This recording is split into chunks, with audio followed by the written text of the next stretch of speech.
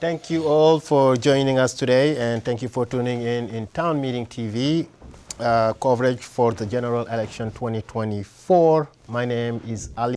On tonight's program, we will hear from 4 candidates that are joining us in person, and also 1 that will be joining us online.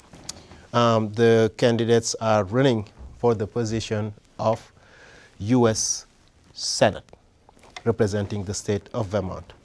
Those candidates include Gerald Molay, who is a Republican, right, who is joining us online. We have Stephen Berry, Independent, right? We have Mark Stewart Greenstein, yep, PG, yep. Justin Scoville, right, who's here, and Matt Hill. Libertarian. Libertarian, wonderful. We have prepared a list of questions for each and every single one of you, and you will have 90 seconds, right, to answer each question. Rebuttals will only be allowed if a candidate is named directly, right? In which case, the candidate will have 30 seconds to respond. If you are tuning in live, we also welcome the questions at 802-862-3966, 802-862-3966. If you can call in, we will do our best to prioritize your questions. Third, we will screen calls to ensure that the questions are not repeated. We ask that you share your name, the town you live in, right? And the question we ask also to be directed to all candidates instead of just one, right?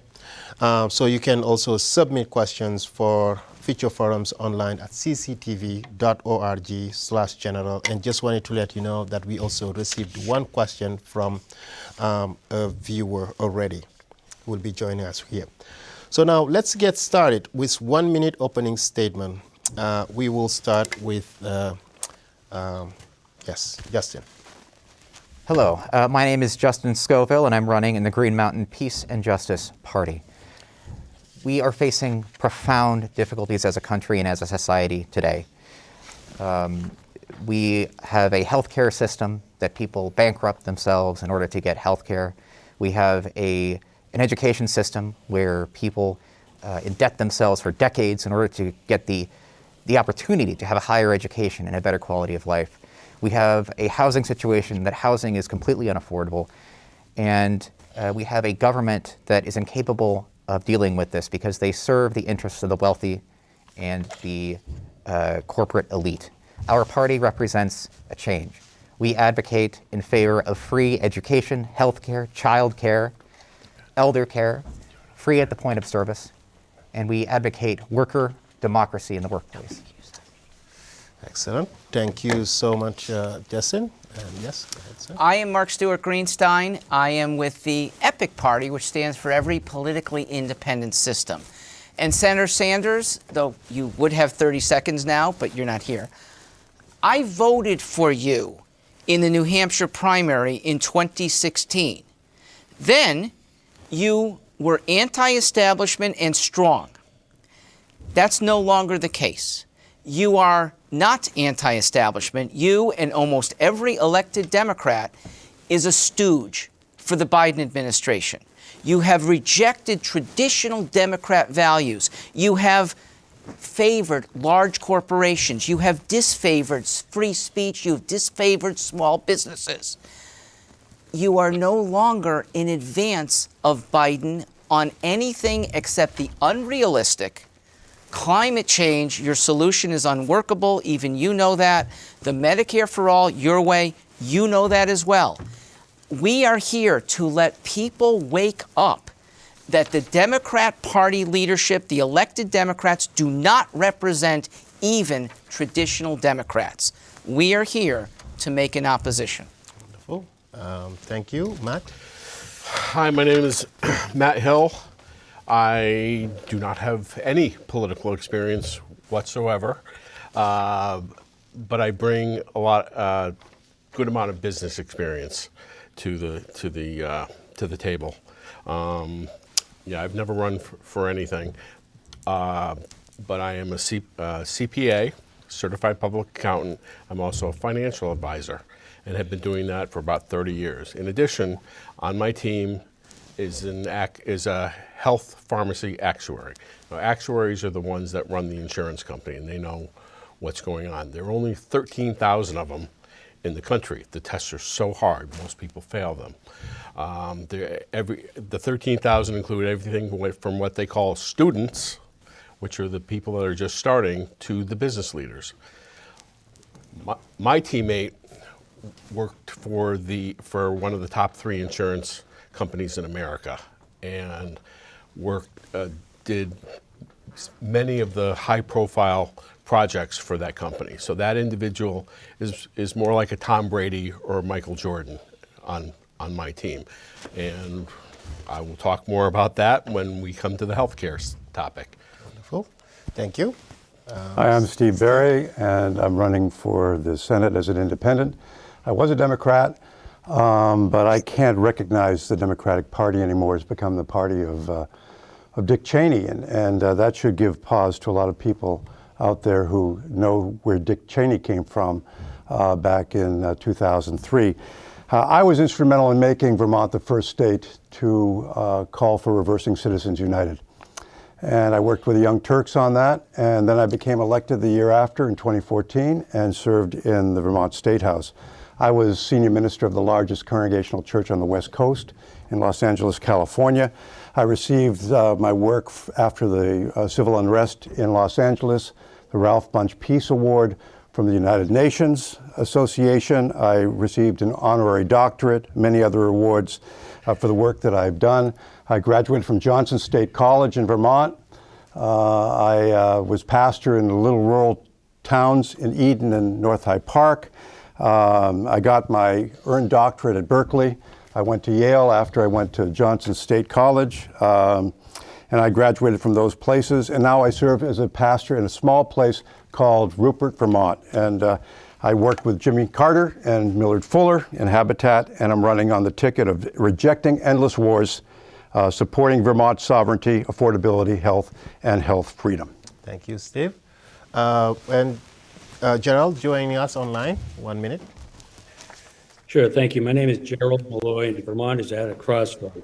We've become unaffordable, unsafe, and a place to leave. I can't stand that. We've been led there by the progressive left, Exhibit A, Senator Sanders, who's not attending this. What Vermont needs right now is change, balance, representation, and results. I will deliver results. I'm a West Point graduate, a veteran, a businessman. I've been delivering results for 40 years in business, in government, military, and in foreign policy. Served in Europe, Asia, Persian Gulf, Middle East. I want to deliver, and I will deliver, peace, peace on earth, improvement for our economy, and safety back to Vermont. I want to say one thing about, people talk to me about bringing in EB-5 or Burlington College or millionaire welfare to millionaire or $6 million spent on a campaign. I'm not interested in that. I'm interested in about a better future for Vermont and the United States of America. Okay, wonderful. Thank you so much. And I think for the first question, we'll start with you, Mr. Gerald, who's joining us online right here. And the first question is about healthcare. Recent reports have shown that the cost of health insurance in Vermont has become among the highest in the nation.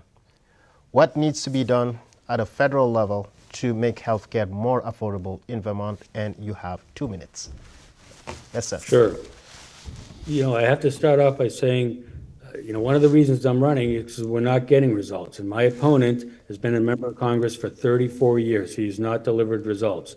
What he's delivered is false promises. Look at the cost of health care. That's his signature issue. It's skyrocketed. I think Vermont's actually number 2 in the whole country. The reason for that are many. It's broken, and part of it is related to overall inflation. The policies have forced inflation here in our country, primarily because of massive overspending. So get back to a balanced budget, start operating with some common sense. Senator Sanders, he does a lot of grandstanding and berating the healthcare and pharmaceutical industry, but there's never that next step of work and legislation. I actually did some research. He's done 3 bills in 34 years. 2 of them were post offices. Senator Leahy did 80. Okay, we're not getting results. So there should be, I will look to have legislation that increase competition, increase transparency. Take a look at the FDA, why it costs $1 billion to get a new drug on the market. And actually, like I started to say earlier, lower inflation. We had 1.9% inflation. We still have 40-year high inflation from massive overspending. Wonderful, excellent. Less than 2 minutes. Perfect. And Stephen? I'm one who isn't big on big government, but I have a strong sense that Social Security and Medicare and Medicaid should be extended alongside the existing private health insurance plans. It's similar to Medicare. An analysis done by Yale a few years ago estimated we'd save around 70,000 lives per year and about $450 billion in health care spending per year. That's half of this year's military budget. The public option is not a government takeover. It won't undermine healthcare providers. It won't raise families' healthcare costs. It will help families who are currently insured. Plus, it will give them hope for the future because they can use 14% more elsewhere on their children. Excellent, Stephen. Thank you. And Matt? I believe in some type of universal health care so that everyone is covered, because there are a lot of people out there that lose their entire net worth because of some health care problem. You never know if it's going to happen to you or your family, or how you're going to take it. And everybody demonizes the insurance companies. And one thing I won't be doing to the insurance or the pharmacies is saying, your prices are too high, bring them down. I'm going to send in my actuary to talk reasonably with them. The actuary has a lot of contacts among both industries, both industry and pharmacy. They worked exclusively with industry and pharmacy for the 20 plus years at that company. And usually insurance companies bring down the cost of insurance because the things are negotiated with hospitals and clinics that the insurance companies will pay only a certain amount of money. And individuals do not have that type of power to negotiate with the hospitals or the caregivers. Insurance companies do, and they can save money for society as opposed to increasing. Wonderful, thank you. And Mark, you've been waiting for the healthcare question. Go ahead, 2 minutes. Actually, Mr. Malloy is right when he talks about Bernie's grandstanding. And just take this issue of healthcare, the way Bernie would have, by his own admission, is going to cost over 4 years $12 trillion. Now, let's personalize it. That would mean your federal taxes would be proportionately raised by 80%. If you think they're high now, you let Bernie get on his whim, and if that got passed, you're not only 80% less in, but so many families who can't even afford that means the middle income and the higher income have to go up even more. There is a solution. It's called the free market.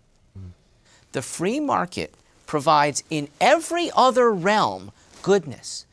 Groceries, for example. We have fruits from so many places, vegetables that are fresh or not so fresh, different size quantities, different colors. Why? Because groceries are largely unregulated. Clothing styles, none of us wear the same thing. Great, by choice, cheaper, less expensive or more expensive, by choice. We should do that in healthcare. If anything, it's more important than fashion. So if healthcare were treated in a free market system with one other element, charity, because in a free market, some things will still be overpriced for some families, but pastors and congregants who have charity for those that are close to us know that we can help people who are ailed or disabled. Okay, wonderful. You guys doing perfectly with time, and let's finish this discussion with Justin. The Green Mountain Peace and Justice Party believes that healthcare should be a human right free at the point of service for every citizen of this country. And I think one of the problems with healthcare today is that we do spend taxes on healthcare, but it's not in the taxes that we spend towards the government. It is a tax that we pay towards our insurance carriers. And healthcare is not something that should be run as a for-profit industry. The government should have it as a public policy to provide a basic level of healthcare services to its people. And this is one place where I agree with Senator Sanders. I think we need to go even further than what Senator Sanders is advocating, because we've seen other countries, other industrialized countries and Western countries that have a centralized governmental system of government-run healthcare. And the proof is in the pudding. They have higher outcomes, higher quality services, and they pay a lower cost. So that is what the Green Mountain Peace and Justice Party stands for, and so I would go further than what Senator Sanders advocates for. Thank you so much, gentlemen. And since, yes, your name was mentioned, you have a 30 seconds rebuttal. Well, thank you. Not really a rebuttal, but Mr. Berry actually made some great points, and I agree with most of what he said about the middlemen and all that, but he mentioned the Republican Party. I am not going to cut Social Security. I want to make Social Security, Medicare, Medicaid. I'm not going to cut any of them. I want to make them effective and efficient. They're not. Okay, wonderful. Thank you so much. And now we can move on with the question about homelessness in the state of Vermont. As you know, Vermont reported 3,294 people experienced homelessness in 2023, up from 1,110 in 2020. What is the role of the federal government in supporting Vermonters currently without shelter and addressing Vermont's housing crisis? We will start with you, sir. Yeah. The federal government, I know this might sound radical, should butt out. It is not a federal responsibility. But here's the good news. It means we will do it better when it's done locally or at most in a small state with better ability to support himself totally independently. He's close enough, but he can still say independent. That's a local zoning issue that could allow multiple parcels on more properties. The other is you can build less expensively. You can do that if a lot of the regulations that right now benefit a few contractors, benefit consultants, lawyers, environmental engineers, and cost us so much more in building. Get down to the basics of making safe structures, and you'll greatly reduce housing costs. Wonderful. Thank you so much. And Matt? I'm not for the federal government funding a lot for the homelessness. I've been handing out pens with my website over it for the past few months, and I've come upon a number of the homeless, and many of them seemed relatively able-bodied. They were smoking cigarettes and had good iPhones, which kind of bothered me a little bit. I believe in setting up a basic shelter, more like a dorm room or something like that, a small dorm room that you want to reward people for working and trying and succeeding and bettering themselves, as opposed to being a sponge on society. And I'm a little queasy about a lot of different things with that subject. Excellent. Thank you. Mr. Stephen? Yeah, I would just say, first of all, that I dealt with a lot of homeless people over the years, and particularly in Los Angeles, California, and mostly veterans. And the crisis was that when they came back, they often didn't receive the type of care that they needed. And these are the people that should be given the best care.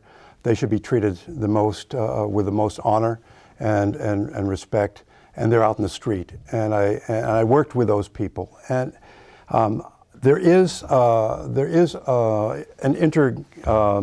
U.S. Interagency Council on Homelessness that has a strategy on how to deal with this. And on the top of the list is giving people a livable wage. And I'm all for that because we in Vermont make $13.67 per hour, and we can't afford to live here. Many people can't.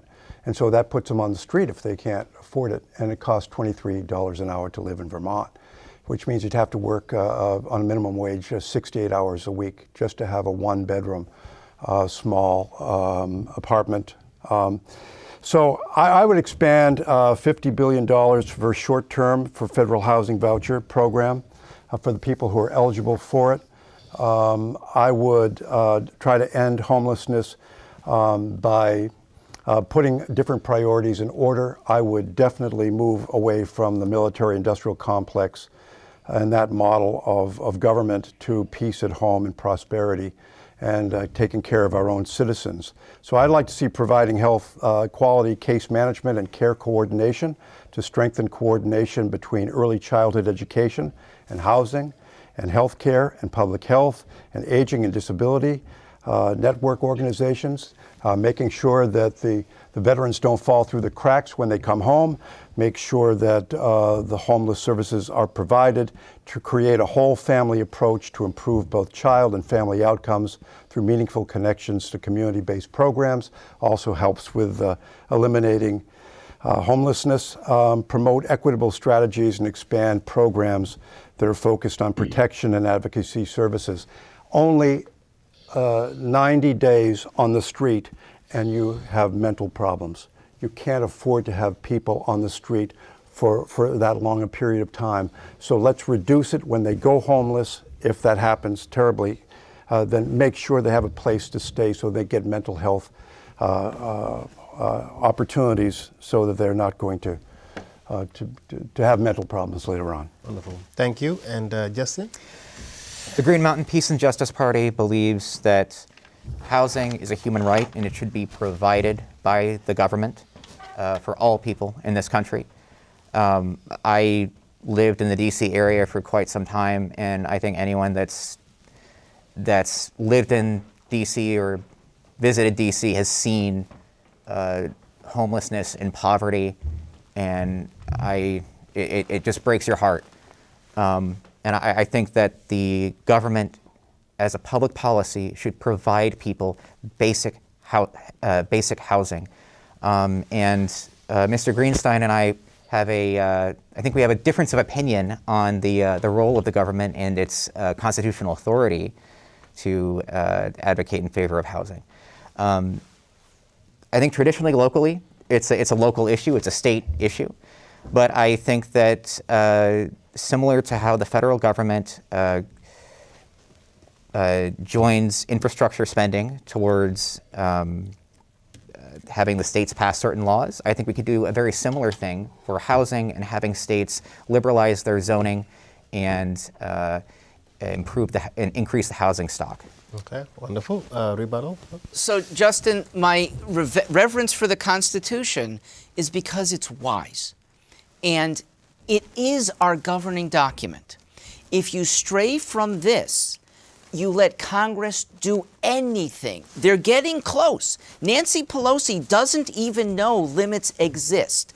We need to roll that back so that our freedoms can be responsibly, more selectively chosen by a small group and not dictated to by the big DC bureaucrats. Okay, wonderful. Perfect timing. And Gerald, Mr. Gerald. Yes. Sure. So there are actually several. I'm getting a lot of feedback. At the federal level, I don't think we have a revenue problem. We have a spending problem, and that gets into the priorities of our spending.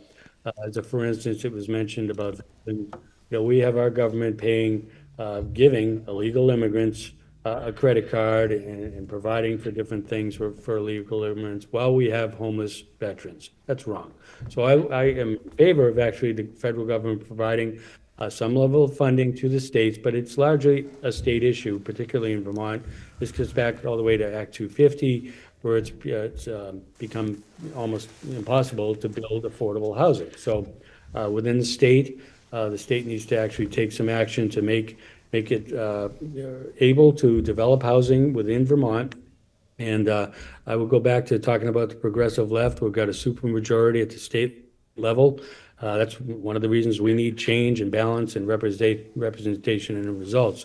A Republican governor had 12 vetoes overridden in about the last 16 months. That's not representation. That's an agenda by the progressive left, and it's failing. That's one of those reasons he vetoed a bill for Act 250. He was overridden. That bill does nothing to actually solve the problem. So there are multiple pieces to it. And I would actually say a third piece is just to have a stronger economy with, as mentioned before, jobs, well-paying jobs for Americans that they can have, as opposed to just going out and living on the street. I have walked Burlington quite a bit. It is heartbreaking to see homeless folks, particularly up here in Vermont, where it's going to be below zero every day in January. But kind of a mix of federal funding I am in favor of, but it's a state issue, and the housing piece does tie into it. Okay. Wonderful. Thank you so much again for the candidates for Vermont Senate, U.S. Senate.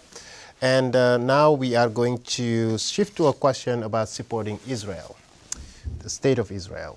Do you support continued support aid to Israel? If so, should there be conditions to this aid?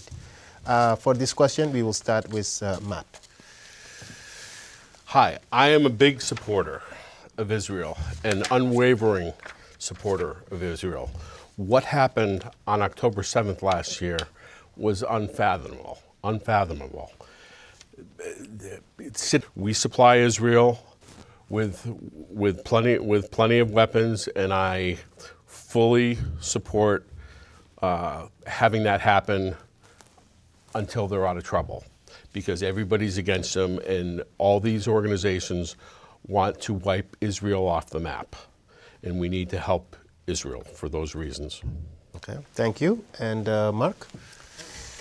Ali, I ask people to personalize this. Mm-hmm. We're in Burlington. If you were victimized from Plattsburgh, rockets, in the equivalent way that rockets from Hezbollah and formerly Gaza maimed citizens, you would want a government that deters this in the future. So at a minimum, our policy should be let Israel do its work and stay out. Now, there is the case for something more. And the case is that Iran, who backs both Hezbollah and the Palestinian Authority, that they probably have it in it for the Western world next, okay? Israel is a Western outpost in the middle of that Sharia crescent. And the most radical of them, who in Iran do have power, even though they probably don't have majority sentiment of Iranians, but they have power. And so it does make sense for us to use deterrent force to get these attacks away from Israel. My solution would be to deport every Gazan. Every Gazan. They have a good country called Indonesia. It's Muslim. They have 15,000 uninhabited islands. Take 3 or 4 of them. We'll spend the money to deport those who've been trained to hate for the last 2 generations. Okay. Wonderful. Yes, let's go with Justin for this. So the Green Mountain Peace and Justice Party is an anti-imperialist political party. And as such, our position is that the United States needs to back away from supporting countries like Israel that seek to create problems for the United States and for the region. What is going on in Israel right now, to put it quite bluntly, is a genocide against the people of Gaza. And Senator Sanders, I think he's done one thing that is good, which is to try and halt aid to Israel based off of the weapons. However, Senator Sanders is speaking out of both sides of his mouth. On the one hand, he says, I, as a senator, will support this resolution in the Senate that won't go anywhere, that I know will fail. But then, on the other side of his mouth, he supports Kamala Harris, who has promised to continue the same policies that Joe Biden has done, which is to unequivocally support the Netanyahu government.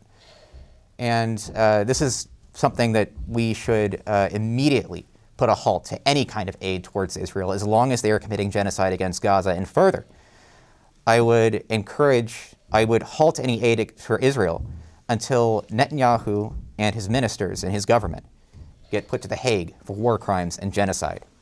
Okay, wonderful. Let's go to Mr. Gerald Morley. Sure, thank you. So a few things on this issue. Actually, going back, this is actually foreign policy failure by the current administration.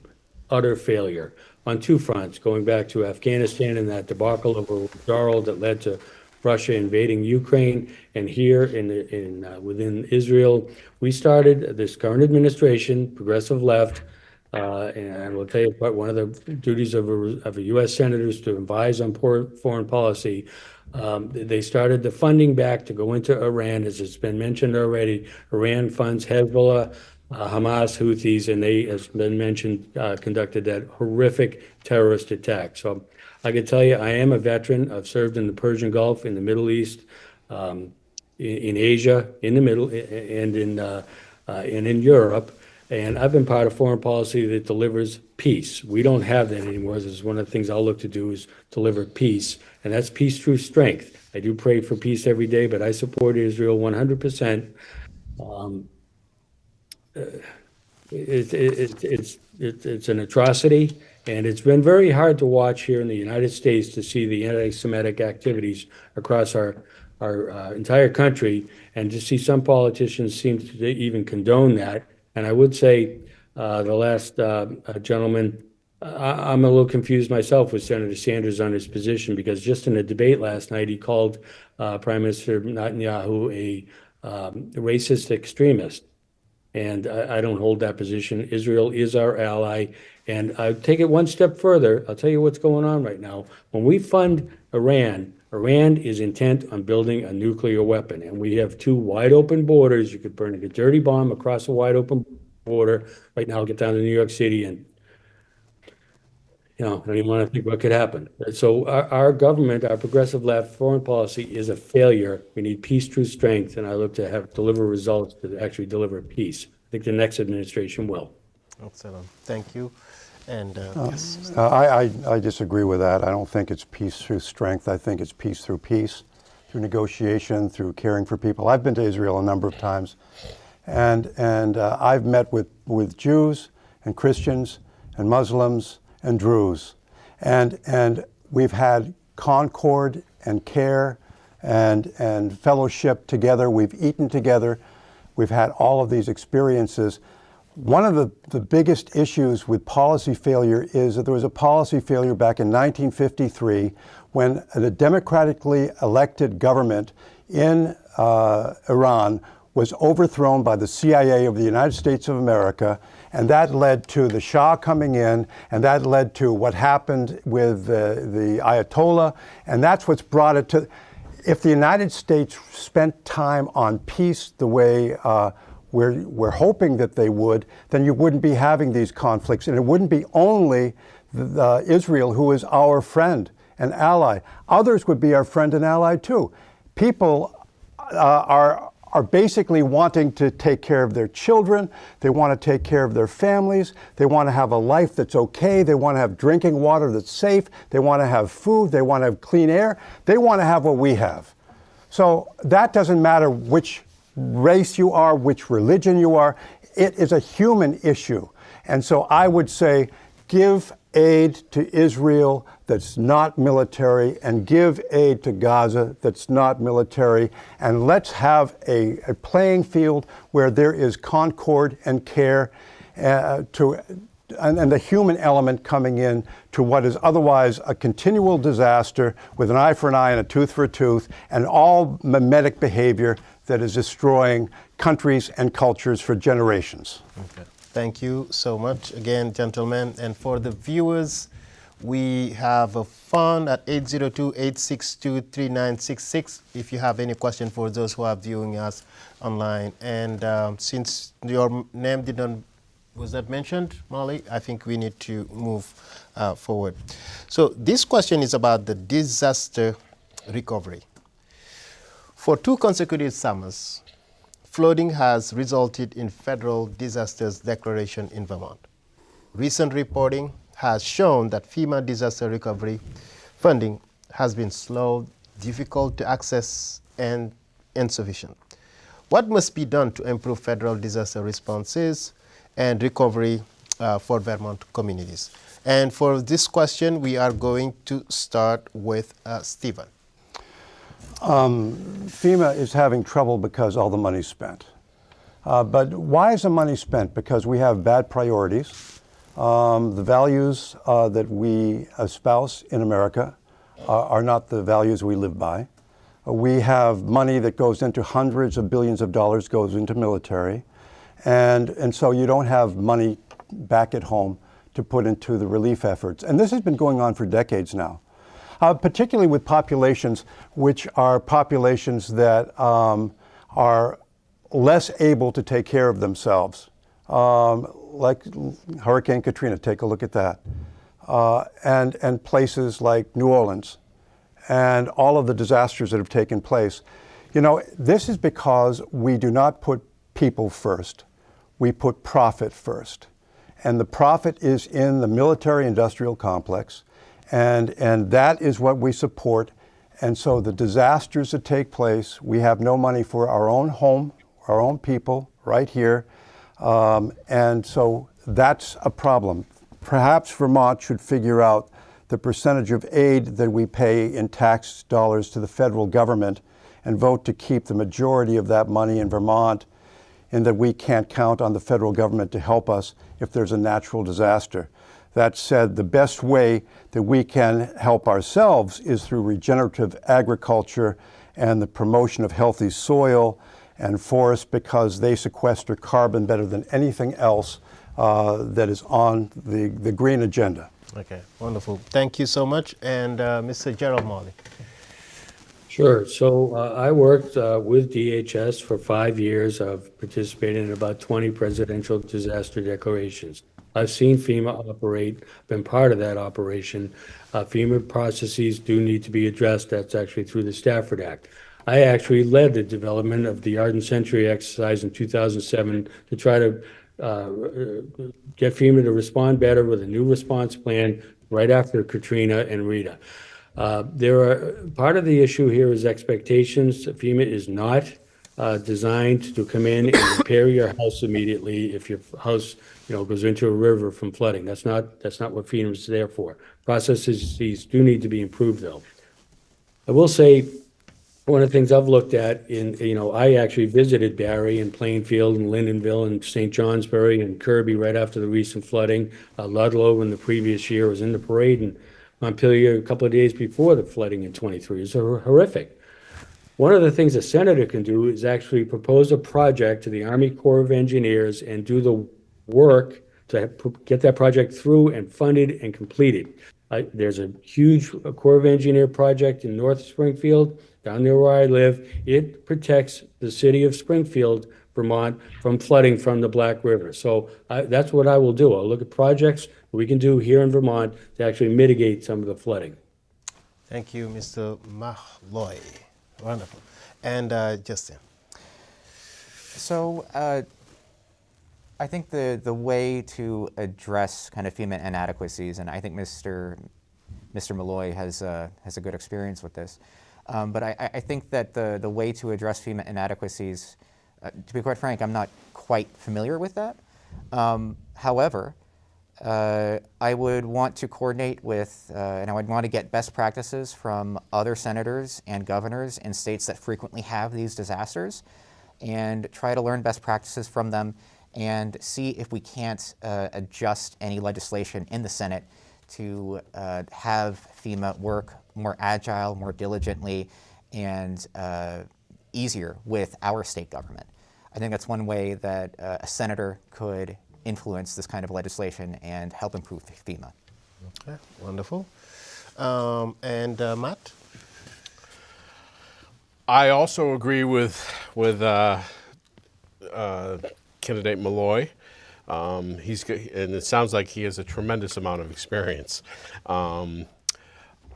I, as an accountant, got that question asked of me by a paper about a month ago, and I said, I kind of agree with how FEMA does things because they're watching out for the dollars of the whole country, not just the people that are in the affected areas, and they're watching to make sure that their dollars don't get spent unwisely with people that are trying to scam the system.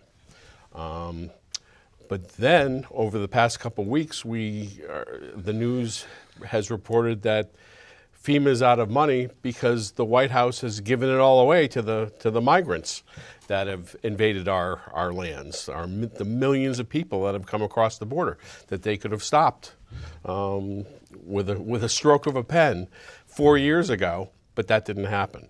I would like to, should I get into the Senate, review the policies of FEMA. Thank you. Wonderful. Yes, Mr. Mark. Ali and all, please recognize the federal government does almost nothing right. As such, a good senator is one who would roll back the federal government to do nothing that is better done locally by individuals or local governments. FEMA, at best, should be eliminated. FEMA can't possibly be as good for Vermonters, even if their bureaucrats in D.C. cared as much. But we care more.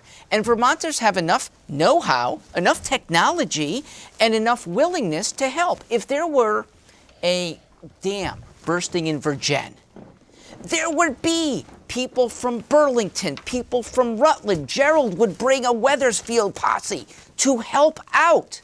We do not need the feds when we can do things better ourselves. Okay, wonderful. Thank you so much. And for our viewers, again, 802-862-3966. You can call in with your question. And now we have a lightning round. For this question, it's a yes or no question, or no answer, or less than 10 seconds for each. Okay? And I think we need to start with Mr. Gerald, who's joining us online. Do you support the nationwide ban on assault weapons? No, I do not. I support the Second Amendment. Oh, wonderful. And yes, Lynn? Yes, I do. Okay. Yes. If, God forbid, somebody took out a weapon here, you would be grateful if there was a well-trained person who had the right to carry a gun to take that thug out. Okay. Yep.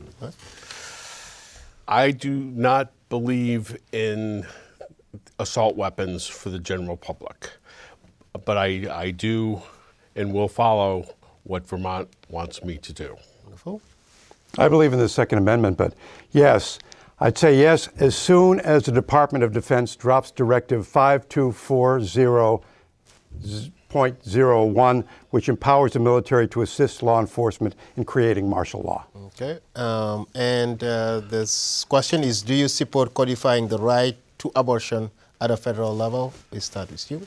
I'm pro-life. No, there's a higher law that says don't be so selfish. Please take a baby to term, even if right now you think it would be hard to raise. There are plenty of people who would love to be adopters, and you would be heroic by following through. Yep. Gentlemen, yes or no, or less than 10 seconds. Yes, go ahead, Stephen. Yes. All right. Matt? I believe in a woman's right to have her body. I'm adopted, so I'm glad my mother decided to keep me. Okay. Yep. No, I believe in health freedom, and states need to offer choices for all medical issues and not have federal directives. I support bodily autonomy. Okay. Yes. Yep. Gerald? I respect women's rights and women's health care, but this is a state issue. Okay. Now, this another question is: should the U.S. have publicly financed elections? We start with Steve. Yes, get dark money out of politics. Otherwise, you get what we currently have: millionaires elected to the Senate. Yep. Mr. Gerald. I would look into that. I can tell you I've spent close to 500,000. My opponent spent 6.1 million on this particular election. God knows how. Okay. Matt. I do not think the U.S. should publicly fund elections. I funded my own, and if they were funded, probably a lot more people would come out of the woodwork to try and run. Yep. Right. Money does not pull the voting lever.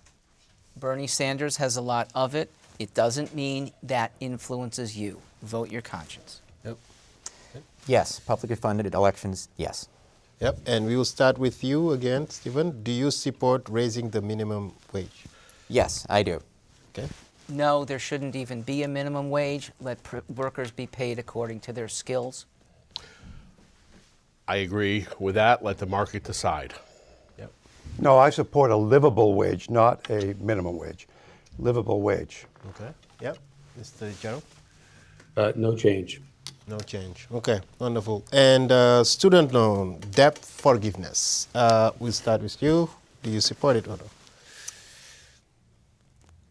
Only for people who back in 2008 and 2009 were surprised by the economics. Since then, it's been free to see. You don't get loans back for frivolous educations. Thank you. Yes. I agree with that.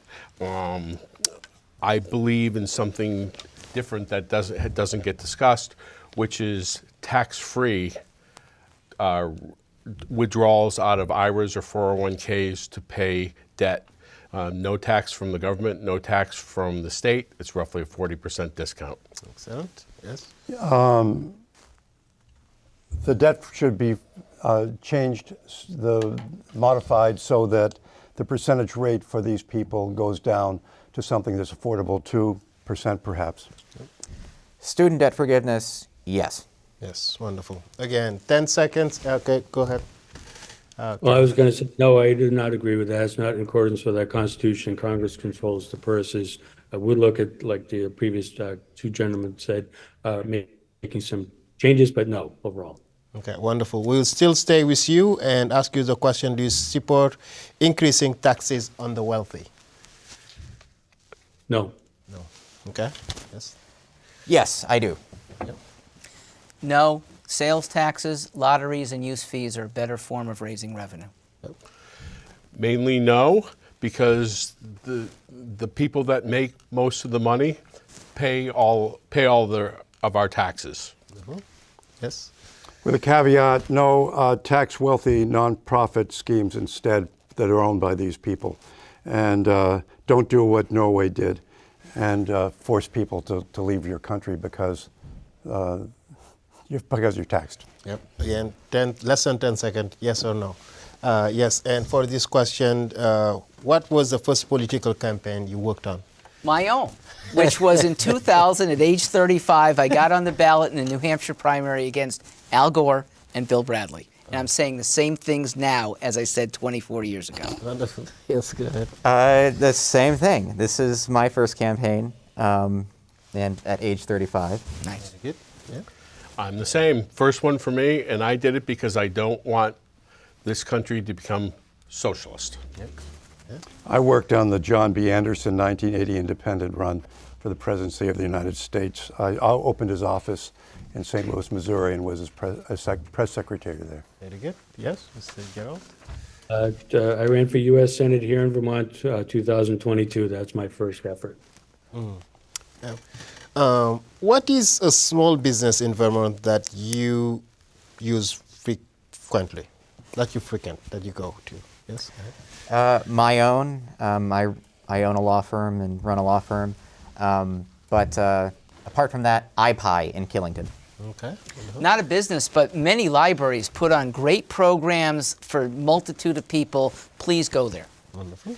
Mine is NECO, N-E-K-O, Northeast Kingdom online, the people that did my website, and a sandwich shop in Lindenville that got flooded, and I went down there to help throw their stuff out.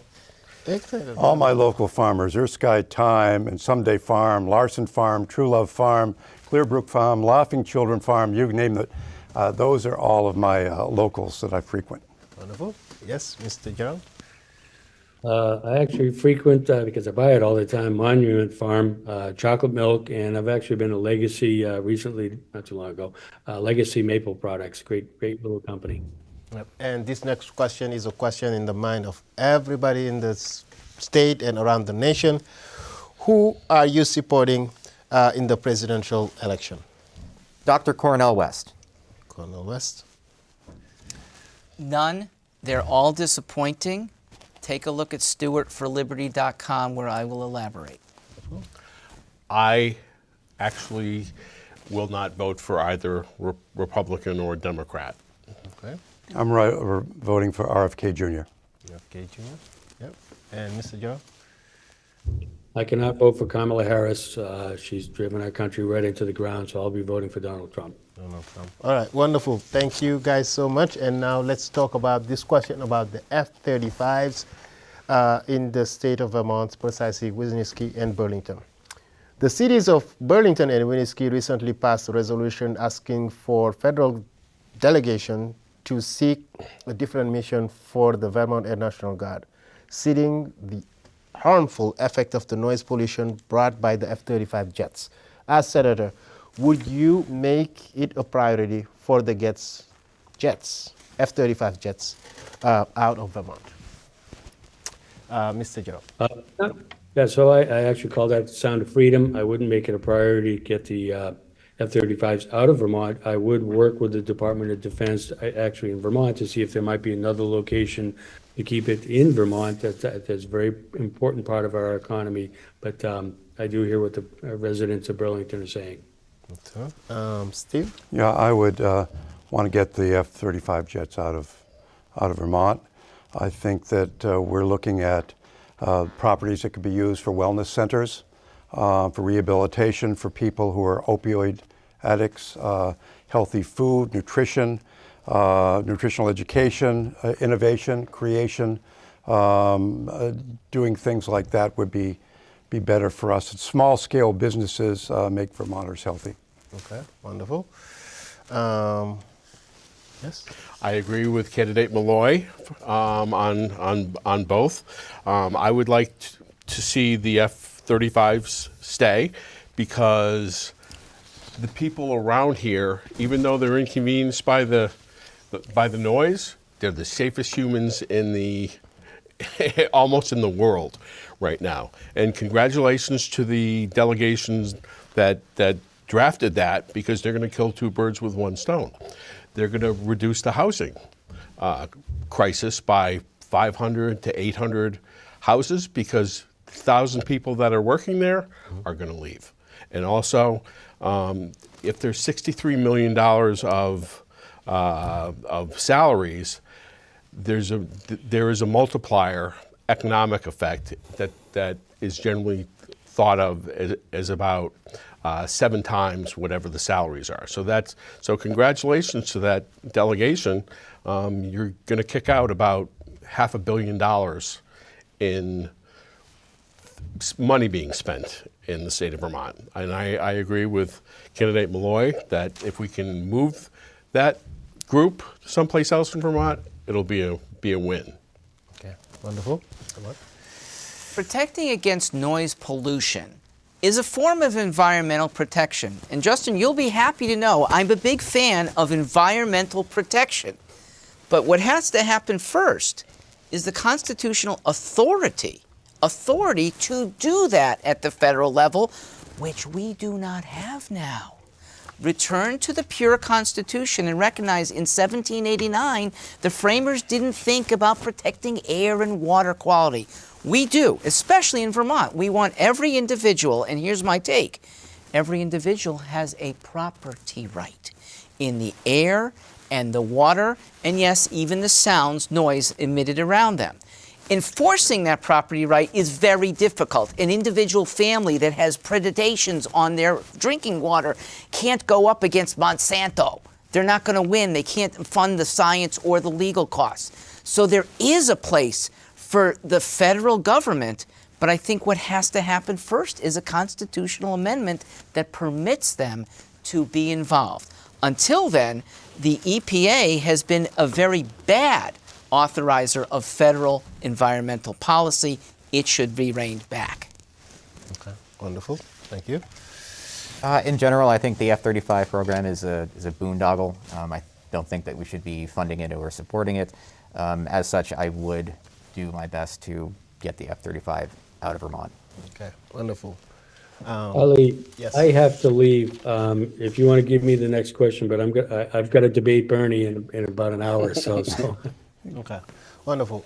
Maybe you answer the next question, and then you can leave. And thank you again for joining us. This one is about education. It was sent by a viewer earlier today, and the question goes as follows. Vermont prides itself on providing accessible, high-quality education opportunity, cradle to career. Our state recently made historic investments in childcare and ranked second nationwide in access for 3 years old to universal pre-K. How do you envision the federal government playing a role in supporting Vermont efforts to provide the highest quality education to all families and children in the state of Vermont? Well, thank you, and thank you for having me for this. This has been great. Actually, I consider education a state level area, and that's between the state and the parents to deliver what's taught to children. I think Vermont education costs are way too high. I have 4 children. My youngest is 15.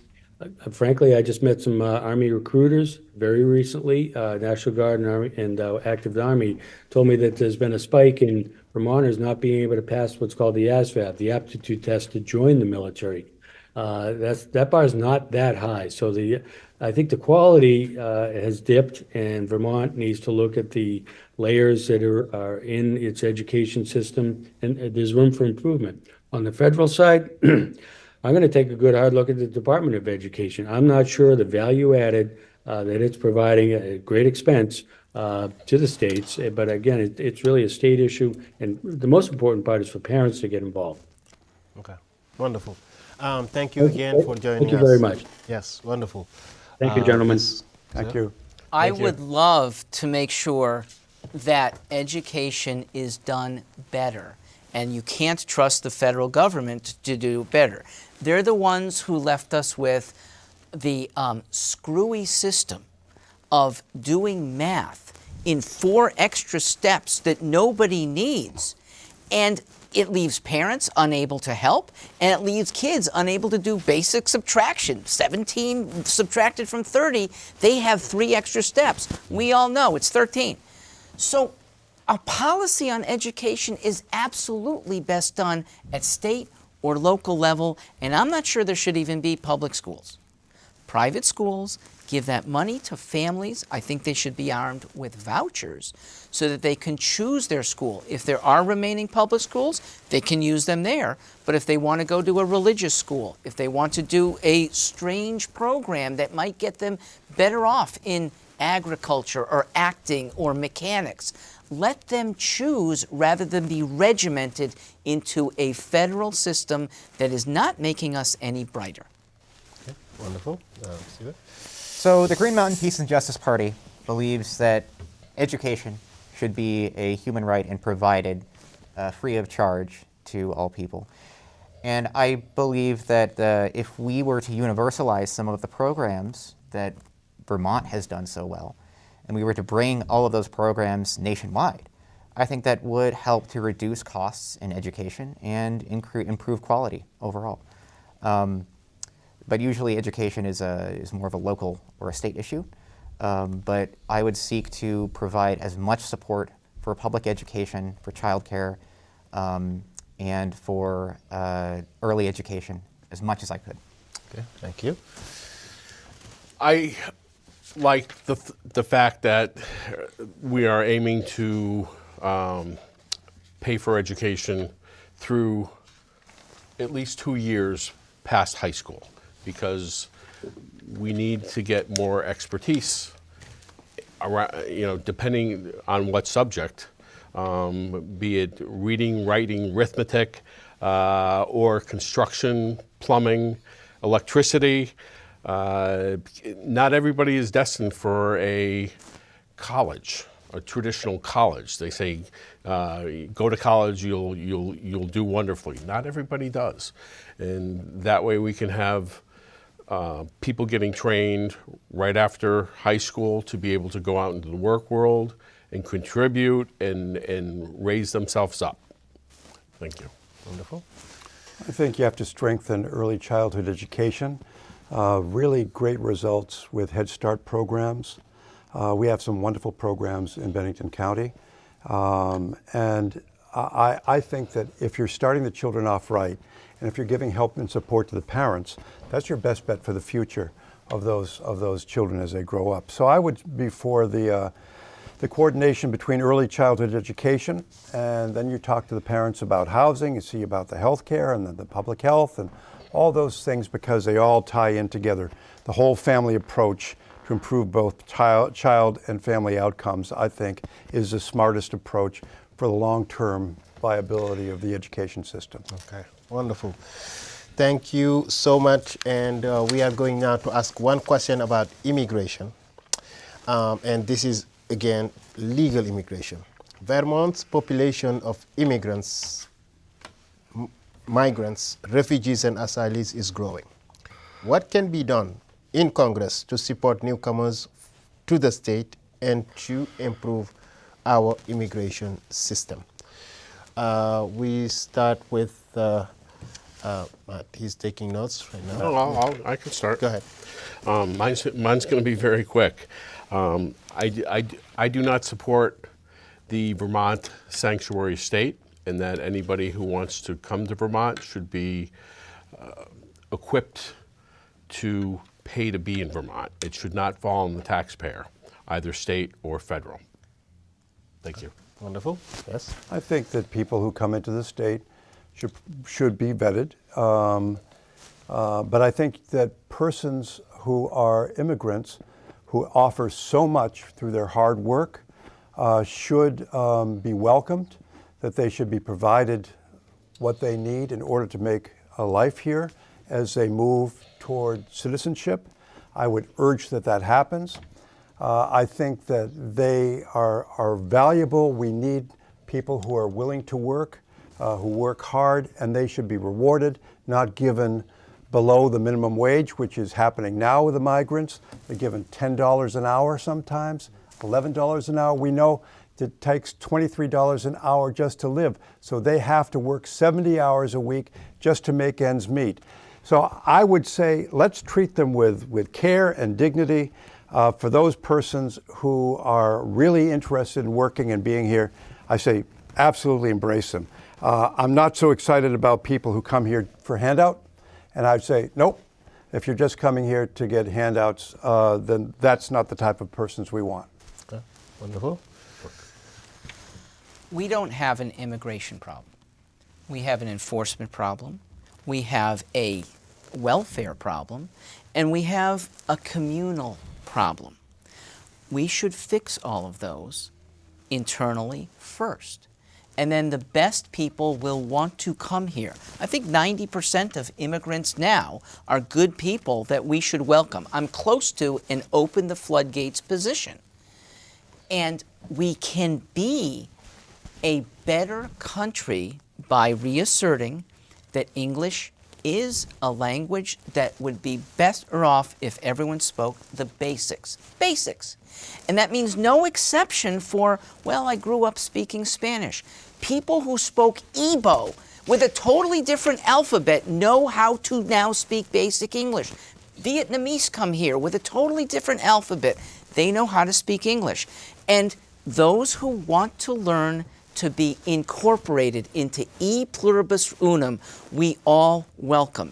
That should be the standard. Wonderful. Thank you. The Green Mountain Peace and Justice Party believes that no human being can be illegal.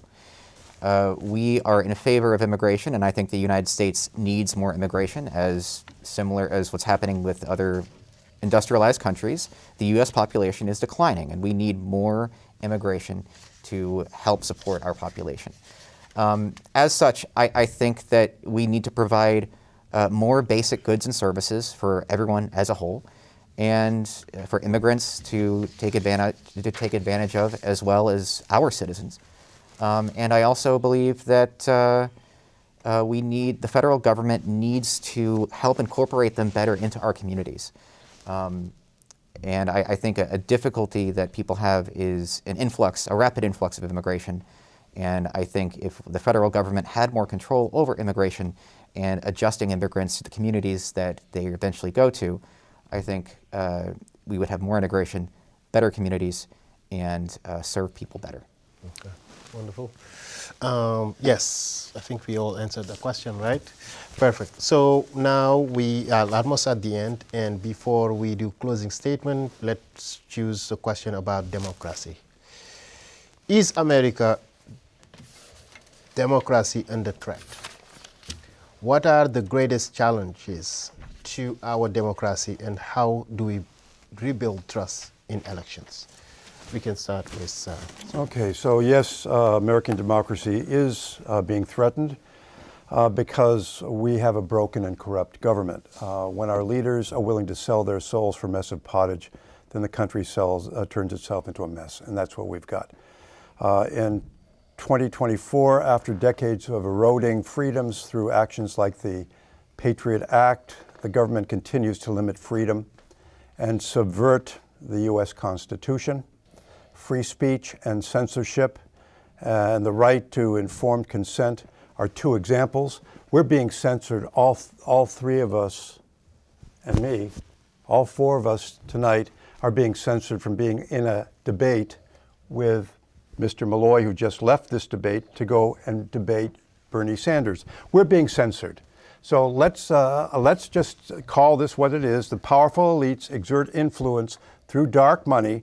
Our greatest challenges to democracy come from elected officials on the inside who do the bidding of corporate entities on the outside. So you've got the WEF, the WHO, Gates Foundation, Clinton Foundation, Klaus Schwab. You own nothing and you'll be happy.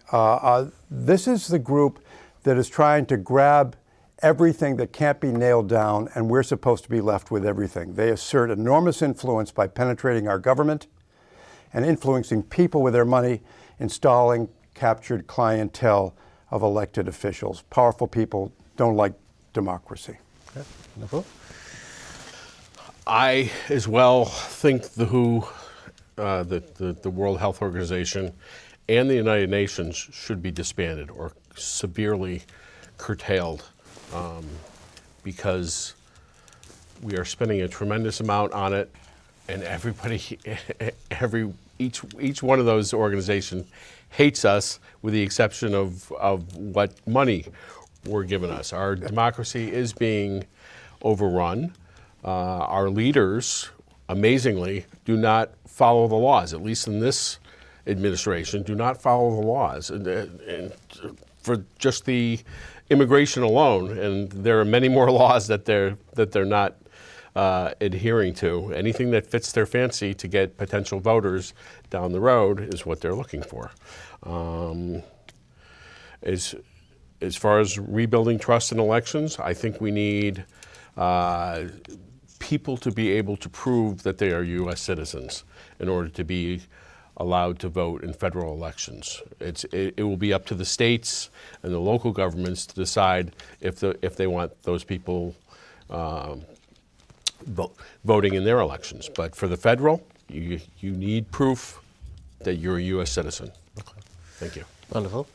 Democracy is enhanced by everyone here and everyone viewing, because the four candidates here represent the best chance in Vermont to have elevation, to have more voices, and hopefully a stronger third party, stronger independents.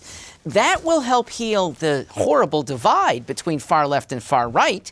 It will allow far more choices. 40% of Vermont is independent in political affiliation. Ollie, if it's under 40 years old, it's probably about 70%. We are voices for that. And so let me compliment you and CCTV and everyone looking who is open to the possibility of independence rising, and even if not winning, putting the ideas forth that maybe the big parties will start to adopt. They don't really want to, but maybe we can push them kicking and screaming. Voters have the chance. In fact, you're free to do this now because this is a Democrat-controlled state, okay? Donald Trump's not going to win the state.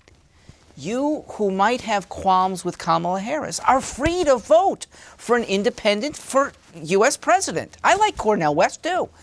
If you at the U.S. Senate level don't love Bernie and can recognize that the party that he has adopted is a decrepit group that would like one-party governance, you have choices. Bernie's almost certainly going back to the Senate. But wouldn't it be good if that were not with 75% of the vote? But how about 43%, where we're each taking 5 or 10% chunk away from something that looks inevitable? Okay, wonderful. So democracy is under threat, but it's not under threat from Donald Trump or illegal immigrants. It's not under threat by any of those things. We live in a capitalist system where wealth is concentrated in the upward 10% of the population. And in that system, we cannot ever have true democracy, because that system, which allows unlimited money to influence elections, will always make sure that the interests of the wealthy and the elite are represented, and not the interests of the poor and the working class. So we need a system of true democracy, a system where workers not only manage democratically their workplaces, but also own their workplaces, because only then can they truly have freedom for themselves and their communities. Okay. Wonderful. So I know with the time that we have now, it is maybe time for us to talk a little bit about closing statements, right? And each will have 30 seconds to do a closing statement. And maybe we'll start this way and go. The Green Mountain Peace and Justice Party believes that everyone deserves health care, education, housing, child care, elder care as a human right. And we also believe that democracy in the workplace is a must, and that workers should not only manage their workplaces democratically, but own their workplaces, own the means of production. Thank you. Okay. I believe all four of us were at one point Democrats, and I want voters to recognize that the traditional Democrat is lost by the modern Democrat leadership. And Bernie and the stooges who've been elected have supported Biden to the deprivation of those of us who are pro-worker, those of us who are pro-feminism, those of us who are pro-individualism and tolerance. Please recognize that and don't vote Democrat. I agree with Mark. I was a Democrat until a few months ago for the last 20 years, and I didn't recognize my party anymore, so I switched. I qualified for this as an independent, and then was persuaded by the Libertarians to join their party, which I'm close to a Libertarian, so I decided to take them up on their offer. I think that I have the ability to make, with my team, a big difference in the future health care costs of Vermonters, and hope to get your vote. If I'm not voting for me, I would probably vote for candidate Malloy. I am not beholden to the duopoly, to the Democrats or the Republican, the uniparty. I don't need to compromise my integrity to do the bidding of the powers that be, the domination system. I'm a free person, and so are the people who are listening to this tonight. They're free to do what they want, but I'm holding up sovereignty as a most important thing for us, to make sure that the Constitution is upheld, health and affordability, and stand up against the endless wars that is draining us of our livelihoods, Livable wage is important. Bodily autonomy is important. The protection of the future of our Vermont children is essential. I'm a true independent, not a fake one. So please vote for Steve Berry and go to votesberry.com to get more information. Thanks very much. Excellent. Wonderful. Thank you all so much. Thank you, candidate, and best of luck on November 5th, right? And thank you, everyone, for tuning in into Town Meeting TV ongoing coverage for local candidates, local budget, and ballot items. You can find this and many other forums at cctv.org or on Town Meeting TV YouTube channel. Don't forget to cast your ballot in the general election on or before November 5th. Then tune in. Town Meeting TV result recap show the same evening on November 5th. Contact your local clerk to find out how you can obtain your ballot and to register to vote in Vermont. You can register to vote on election day in this great mountain state, this great state that we call Vermont, right? So thank you all for watching. Thank you again, candidates. Thank you so much. You did a great job. If I could have vote for all of you, I would do that. All of you are great. Thank you so much. Some ballots hanging around. Yep.